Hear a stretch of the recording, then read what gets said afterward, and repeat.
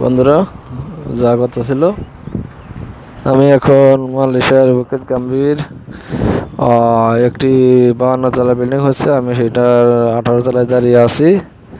দেখুন, মালয়েশিয়ার বুকেত গাম্বির এলাকাটা চারি সাইডে পাহাড় পাহাড়, আর পাহাড়ের সাইড দিয়ে বড় বড় কত অট্টালিকা বিল্ডিং। যাই হোক, দেখুন কত বড় পাহাড়, পাহাড়ের নিচ যে বিল্ডিং হয়ে উঠেছে, ওইখানে একটা নতুন উঠতেছে। দেখুন, আর আমি যেটাতে দাঁড়িয়ে আছি এটা 52 তলা হবে। 52 তলার পরে এটার উপরে বড় বড় দূরবীন থাকবে দূরের রাষ্ট্রগুলো দেখার জন্য। আর দেখুন নিচ দিয়ে কত গাড়ি ঘোড়া যাচ্ছে, রাস্তা কত সুন্দর, সবই সুন্দর এখানে। সামনে একটা স্টেডিয়াম মাঠ আছে, এখান থেকে হয়তো দেখা যাবে না। দেখেন এই টাওয়ার, এখানে দুইটা টাওয়ার, এটা 52 তলা, দুটোই 52 তলা করে হবে। একদম গোল ডিমের মতো হয়ে উঠছে, যেমন মুরগির ডিম ঠিক সেই রকম ভাবে বিল্ডিং গুলো উঠছে, দুইটা একসাথে, দুইটা টাওয়ার, মানে টুইন টাওয়ার।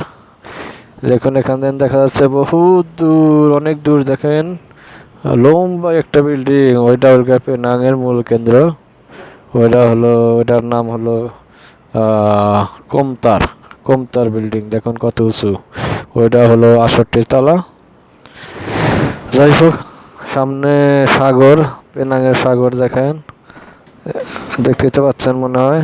বিল্ডিং এর ফাঁক দিয়ে অনেক দূরে গাছপালার সামনে সাগর, বড় সাগর।